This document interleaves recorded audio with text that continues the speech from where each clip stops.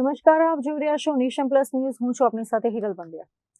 મહાનગરપાલિકાની ચૂંટણી પૂર્વે વડોદરા ભાજપ દ્વારા એક મહત્વપૂર્ણ નિર્ણય લેવામાં આવ્યો છે. 2023માં પૂર્વ મેયર તરીકે નિલેશસિંહ રાઠોડ વિરુદ્ધ પત્રિકા કાંડનું ષડયંત્ર રચનાર અને ભાજપમાંથી સસ્પેન્ડ કરાયેલા પૂર્વ કોર્પોરેટર અલ્પેશ લિંબાચિયાનું ભાજપે ફરીથી પાર્ટીમાં સ્વાગત કર્યું છે. જો કે પાર્ટીના આ નિર્ણયને લઈને પૂર્વ મેયર નિલેશસિંહ રાઠોડ શું કહી રહ્યા છે, જુઓ અમારા ખાસ અહેવાલમાં. વર્ષ 2023ના પત્રિકા કાંડનો સમગ્ર જે વાતાવરણ ગરમાયું હતું પત્રિકા કાંડને લઈને, તે સમયે મેયરની પદ પર બેઠેલા નિલેશ રાઠોડ હતા. તેમની વિરુદ્ધ ભ્રષ્ટાચારના આક્ષેપો થયા હતા. પત્રિકા કાંડમાં ખાસ કરીને તેનો ઉલ્લેખ કરવામાં આવ્યો હતો. હવે એ કાંડને લઈને અલ્પેશ લિંબાચિયાને સસ્પેન્ડ કરવામાં આવ્યા હતા. પણ 2026માં એવું તો શું બન્યું કે અલ્પેશ લિંબાચિયાને ફરી ઘર વાપસી કરવી પડી. આવ્યા કે લાવવામાં આવ્યા, તે સૌથી મોટો સવાલ હજુ ઉદ્ભવી રહ્યો છે. આપણી સાથે જે તે સમયના મેયર રહી ચૂકેલા નિલેશ રાઠોડ આપણી સાથે જોડાયા છે. નિલેશભાઈ, સૌથી મહત્વની વાત, 2023નું વર્ષ આપની માટે ખરેખર કહી શકાય કે આ પત્રિકાના કાંડને લઈને ગરમાટો હતો અને આપણા પરિવાર પર ઘણા આક્ષેપો થયા. આપ શું માનો છો ઘર વાપસીને લઈને? કારણ કે આ યોગ્ય છે, આપ માનો છો? જે તે સમયે આજે પત્રિકા કાંડ થયો હતો. આ પત્રિકા અગાઉ પણ 2012માં અમારા વિરુદ્ધમાં પત્રિકા બહાર પડી હતી. પણ જ્યારે 2023માં હું ભારતીય જનતા પાર્ટીના મેયર તરીકેની જવાબદારી સંભાળતો હતો, ત્યારે આ પત્રિકા કાંડ બીજી વખત થયો. ત્યારે મેં સ્પષ્ટ અમારી જે ભારતીય જનતા પાર્ટી કાર્યાલય પર જે સંકલન થાય છે એમાં સ્પષ્ટ મેં વાત મૂકી કે ભાઈ, આ આક્ષેપ નિલેશ રાઠોડ પર નથી, બરોડાના પ્રથમ નાગરિક પર આક્ષેપ છે, ભારતીય જનતા પાર્ટીના મેયર પર આક્ષેપ છે. આ આક્ષેપની તપાસ થવી જોઈએ અને તાત્કાલિક તમામ જે બેઠેલા ધારાસભ્ય, એમપીઓએ કે સંગઠનની ટીમ તરત એક અવાજે બધાએ કીધું કે તમે આમાં આગળ વધી શકો. તરત અમે પોલીસ ફરિયાદ કરી. પોલીસે ખૂબ જ મહેનત કરીને ઓછા સમયની અંદર આ પત્રિકા કાંડના જે માસ્ટર માઇન્ડ હતા એની ઓફિસમાંથી લેપટોપ, પ્રિન્ટર બધું કબજે કર્યું. લાગતા વળગતા આજે પત્રિકા કાંડના જે આમાં સંડોવાયેલા હતા એમની જોડે તમામની ધરપકડ થઈ. ત્યાર પછી પાર્ટીએ એમને 6 વર્ષ માટે સસ્પેન્ડ કરી દીધા. અને અત્યારના જે હમણાં એમને ઘર વાપસી કહેવાય જે પ્રમાણે, એ પ્રમાણે જે પાર્ટીએ નિર્ણય લીધો છે, પાર્ટીએ સસ્પેન્ડ કરેલા અને પાર્ટીએ પાછા લીધા છે. એટલે પાર્ટીના નિર્ણયની વિરુદ્ધ અમારે કશું કહેવાય ના, વ્યક્તિગત વિરોધમાં અમારો રહેવાનો. પાર્ટીએ જે ડિસિઝન લીધું છે, પાર્ટીના ડિસિઝન માટે અમે એમને માન્ય રાખીએ છીએ અને પાર્ટી અમને જે આગળ આદેશ આપશે એ પ્રમાણે અમે આગળ ચાલીશું. 2023માં આપણી છબી ખરડાઈ પત્રિકા કાંડને લઈને, અને એ જ વ્યક્તિ ફરી તમારી સામે આવશે, હાથ મિલાવશે, વાત થશે, વાતચીત થશે, કારણ કે હવે તો ઇલેક્શન છે. આપ શું માનો છો એ બાબતને લઈ?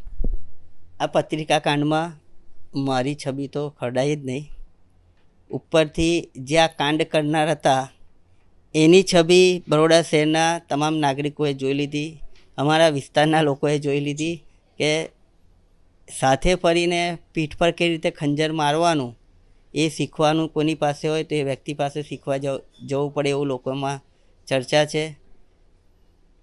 લોકો એવી પણ વાત કરે છે કે મુંહ મેં રામ ઓર બગલ મેં છુરી, આ રીતની બી ચર્ચાઓ ચાલે છે. એટલે જે તમે કીધું કે બદનામી તો કોની થઈ? જ્યારે સાચું તપાસમાં બહાર આવ્યું, દૂધનું દૂધ, પાણીનું પાણી થયું, તો માતાજીએ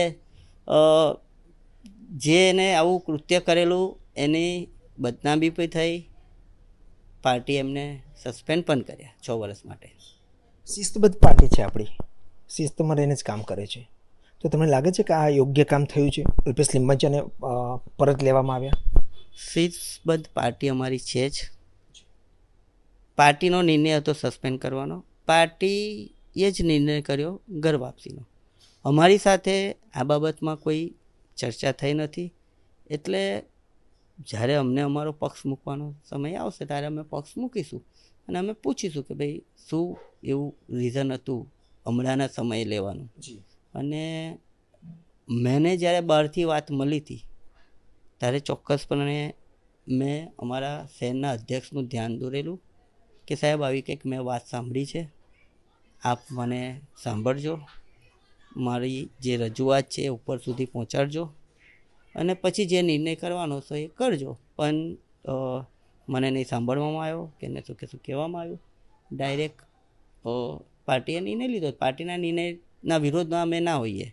વ્યક્તિગત વિરોધ તો આજીવન રહેવાનો, પણ પાર્ટીનો વિરોધ છે. પાર્ટીએ જે અમને કામ સોંપશે, પાર્ટી અમને જે આદેશ, કારણ કે પાર્ટીએ ઘણું બધું આપ્યું. એક સામાન્ય કાર્યકર્તાને યુવા મોરચાથી હું બજરંગ દળ VHPથી હું કામ કરતો હતો. બજરંગ દળ VHPથી કામ કરતાં કરતાં યુવા મોરચામાં કામ કર્યું. યુવા મોરચામાંથી કામ કરીને તરત જ મને પાર્ટીએ ઇલેક્શનમાં ટિકિટ આપી અને મને આગળ વધાર્યો. ને આજે તમે જોઈ શકો છો કે મેયર પદ સુધીનું મારું સફર રહ્યો છે. એટલે પાર્ટીએ તો ઘણું બધું કર્યું છે. પાર્ટીએ કયા બેઝ પર આ નિર્ણય લીધો છે એક જાણવાનો વિષય છે. પાર્ટી મને યોગ્ય જગ્યાએ મને જ્યારે પૂછીશ ત્યારે મારી પાસે મારે જે કહેવાનું છે એ પણ હું પાર્ટીમાં રજૂઆત કરીશ. બધું સાઈડ પર મૂકી દઈએ અને આપણે એક સવાલ એવો કરીએ કે તમે સંતોષ કે અસંતોષ આ બાબતને લઈ? પાર્ટીના ડિસિઝન એ પાર્ટીનું ડિસિઝન છે, એમાં મારો કોઈ ઓપિનિયન ના હોય. પાર્ટીએ સસ્પેન્ડ કર્યો, પાર્ટીએ લીધેલો. પાર્ટીએ મને પણ એટલું જ આપ્યું છે. પણ જ્યારે પર્સનલ લેવલ પર મેટર આવશે તો એમાં હું ચોક્કસપણે માનું છું કે હું, અને આ કંઈ વિષય પાર્ટીનો જે આદેશ હશે થશે, પણ પર્સનલ લેવલ પર તો થોડી હવે તો આ જીવન હવે એમાં કોઈ ઓપ્શન નહીં રહે. તરસાલીમાંથી લાગે છે આપને કે એમને કંઈ ટિકિટ આપી દે કોઈ વોર્ડમાંથી અને ઊભા રહીને ફરી પાછા ચૂંટાઈને આવે? આપને શું લાગે છે કયો વોર્ડ હોઈ શકે છે? મુખ્યત્વે કઈ બાબત ધ્યાન લેવાઈ આવી છે જેના કારણે પરત લેવાયા?